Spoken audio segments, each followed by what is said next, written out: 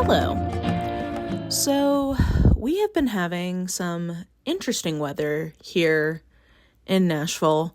You know, just like chains of tornado warnings, power iffy, skies overcast. So, I finally have just given up on trying to merge when I have energy with when the weather is cooperating, and just do this in a voiceover style, because it doesn't matter if it's completely dark outside right now, which it is, because you're just listening to my voice. So I did want to come on and do a quick reading wrap up for March. Most of what I read in March you guys saw in my A to Z reading vlog. So if you want detailed thoughts about the books in that vlog project, just go watch the vlog, because I'm not going to recap it here. Hopefully you are seeing the list of all the books that I read, and I'll try to delineate which ones were in the vlog and which ones were not. So if you are curious about my thoughts on any of those, you can go check that out. But overall, in terms of the number of books I read that I made enough progress in to count onto my list of books read, there were a couple in that project that I didn't even get far enough into that they would count. I believe I read either 13 or 14 books in the month of March. Let's double check. 13. So I read 13 books, and this was one of my worst reading months on record by the numbers. My average rating was a 2.88, and I cannot remember the last time I had a sub 3 average rating. If I exclude the DNFs, that's still a 3.23. So, when I look at the rating spread, most of them were fine to good, but there were just a lot of mid and bad books in the mix, like definitely more than normal, and that was dragging down my rating. But I read, well, that's the other thing, I read a lot of mysteries that were just not that great, and you can see some of those in that vlog, but we'll talk about a couple, well, at least one more that was, yeah, we'll talk about it. Okay, so let's talk about the 6 books that I read that were not in the vlog. So first of all, for book club at work, I read The Blob, or no, sorry, not The Blob, just Blob, by Maggie Sue, which has been a hyped book. I hadn't seen it hyped before it came out, but I feel like it's been getting some traction since then. And I would describe this as magical realism, probably. There's a young woman who's kind of in like a dead-end situation. She's in her early 20s, and she's just kind of stuck. And one night, out at a drag show, she's in the alley, and she sees a little blob thing. And it turns out this blob is sentient, and she takes it home and starts to turn it into her perfect man as it evolves. I would say that this book would be better if it had more of that. I would describe this as sad girl lit, but with like a speculative element kind of thrown in. And I thought the book was at its best when it was dealing with the speculative element. I would also say that our main character is meant to be very unlikable, and she is, but like, she's also in her early 20s. Like, I'm not even sure she's out of college age or like university age. I want to say she's like 22, maybe 23. And like, she's clearly depressed. To me, it was just like, I was just really sad that her family seems so indifferent to her. And like, I don't know. I guess I've seen people like that in my life who are young and kind of just like not getting momentum going. And it's because they're depressed and they just need like love and support basically to kind of work through that. So I felt really bad for her. So she's supposed to be an unlikable sad girl lit fic main character, but I felt bad for her. Anyway, I give this 3.5. I think that this could have been like a 4 if there had been more about the titular blob, but it was still good. I enjoyed it. And it was a very good book club discussion. We all, I think we all at least liked the book, and we had a good convo about it. So thumbs up for me. The We Freemen by Terry Pratchett. This is the first book in the Tiffany Aching series. And Leanna and I this year are doing alternating buddy reads every month. So one month we'll do Tiffany Aching, and then the next month we'll do a Joe Abercrombie book. And this was my holdover from February. I read this like right at the beginning of March, because neither she nor I were able to get to it in February, so I was reading it at the very beginning of March. It was just fine. Both of us just first, like, it's kind of just mid. Neither of us loved it. It's his YA series, and it's about this girl, Tiffany Aching of the series name, and it's in the Discworld overall, like, macro series. Yeah, she is kind of like investigating becoming a witch, basically, and then there's these like little tiny people of Lee Freeman fame. The part of the problem is that they speak in a very heavy brogue, and I didn't necessarily love reading that. I wonder if it would have done a little bit better for me in audio for that part, but like, it was all like, it's charming. It has moments of humor, but I just didn't really connect with the characters, and I didn't really feel like the plot went anywhere. So we both agreed we're going to read one more to see if we get into it a little bit more. But we may be bailing on this one because it's just not, this one at least didn't fully hit for us. So I gave it 3 stars. I thought it was fine, but like definitely not my favorite thing he's written. Granted, I've only read now 3 things, but it's my least favorite of the 3. So we'll see how the next one goes, but that one was not the best. Okay, and then I've got 2 arcs to tell you about, one of which was fine, and the other of which was bad, like really bad. The Other People by C.B. Everett is bad, in my opinion, and I should have listened. I saw, after I had requested it, I saw a vlog from Ashley's Little Library where she did not like it, and some of the things she was saying, I was like, oh, I don't love that, but I've got it, so I'm gonna read it. But she's completely right, and she was actually much kinder to it than I'm going to be. I found this distasteful. I found it poorly written, and maybe the biggest sin of all, it is so derivative to be laughable. It is, as soon as I started reading it, I was like, wait. What is this reminding me of? This reminds me of something. And then I checked the back to see the comps, and then realized the comps that it lists give a spoiler, like if you know the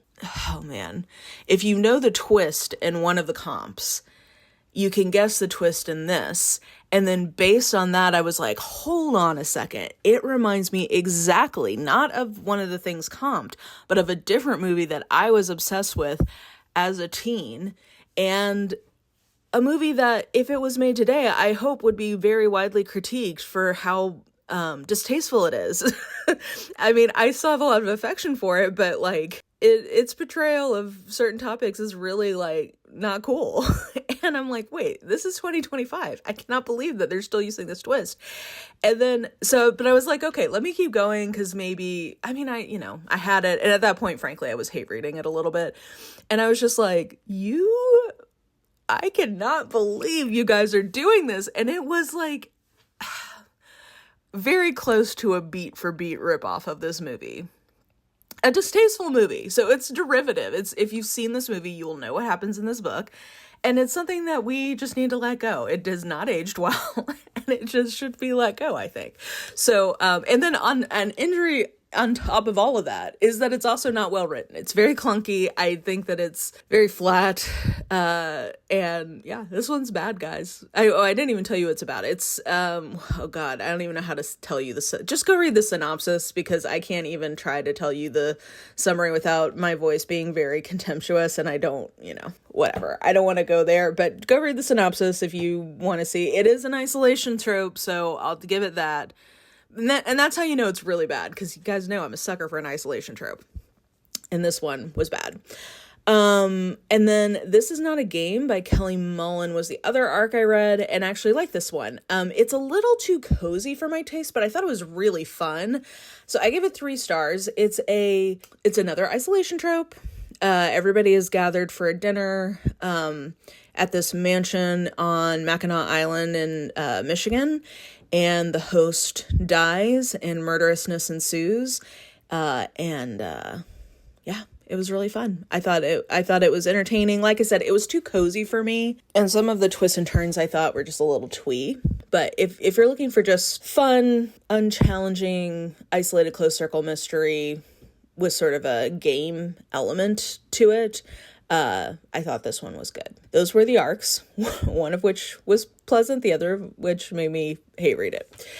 Then the last two things I read that were not in that other video, one is the Sea Ogre's Eager Bride by Ruby Dixon. I give this 3.5 just because there's a lot of miscommunication in this book, but it is a installment in her Anchor and Aspect series, which I really enjoy, which is a fantasy world.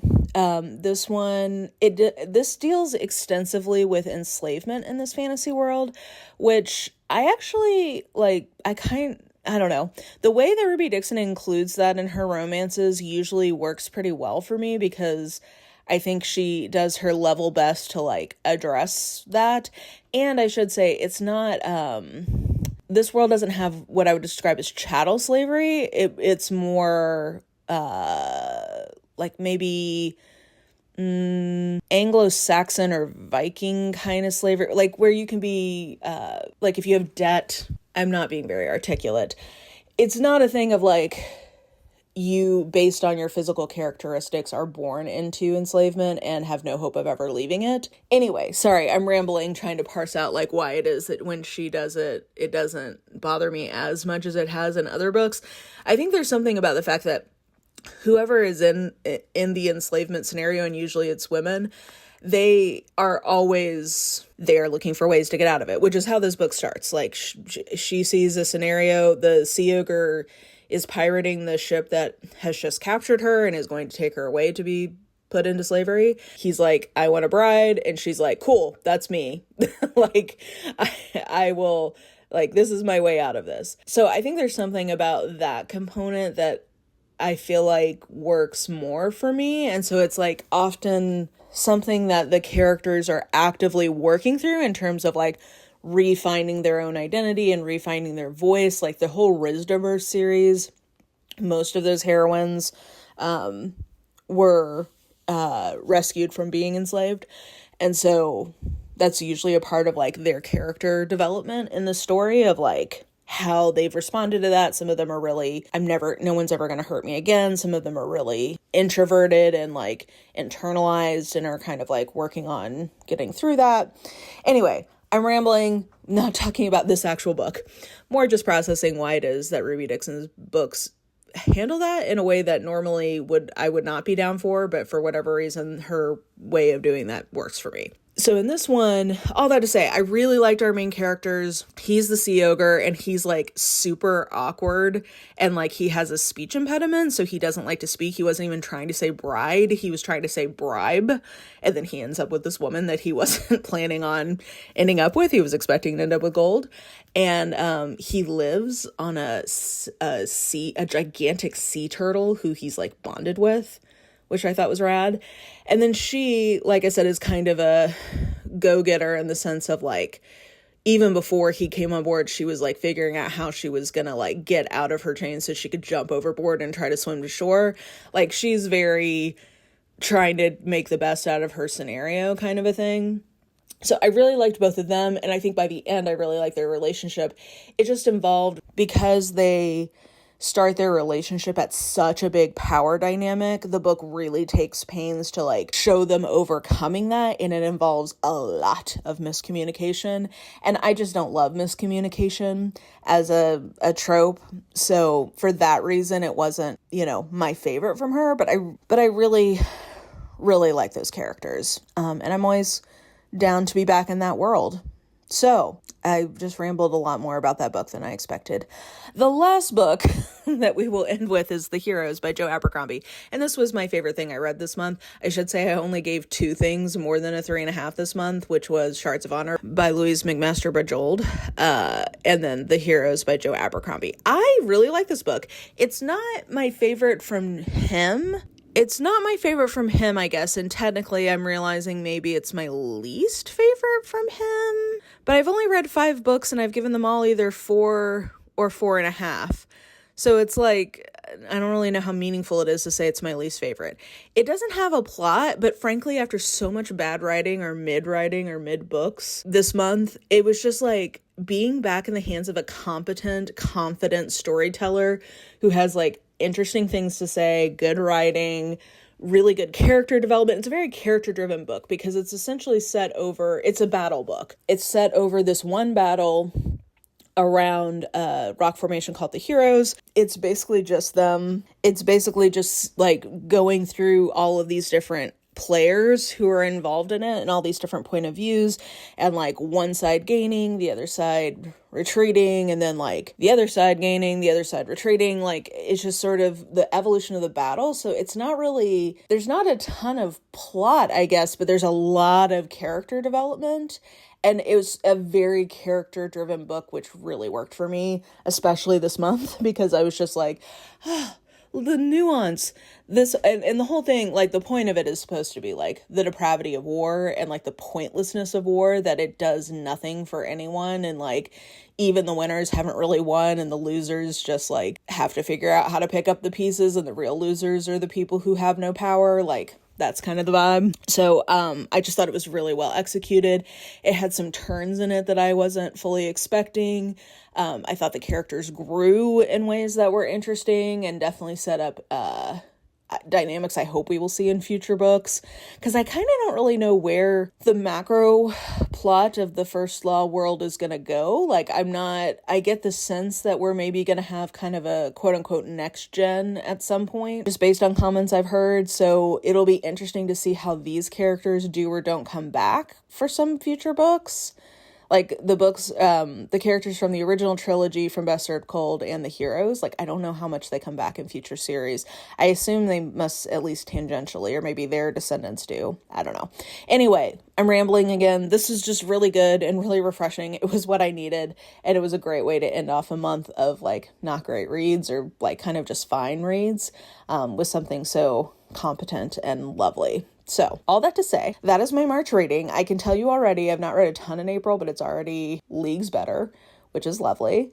And, yeah, I guess that's it. Thank you for watching. Let me know what you thought about any of the books I talked about. Let me know how you're doing. Like if you like, subscribe if you want to, hit the bell so you know when I post. Okay, thanks, bye. Bye!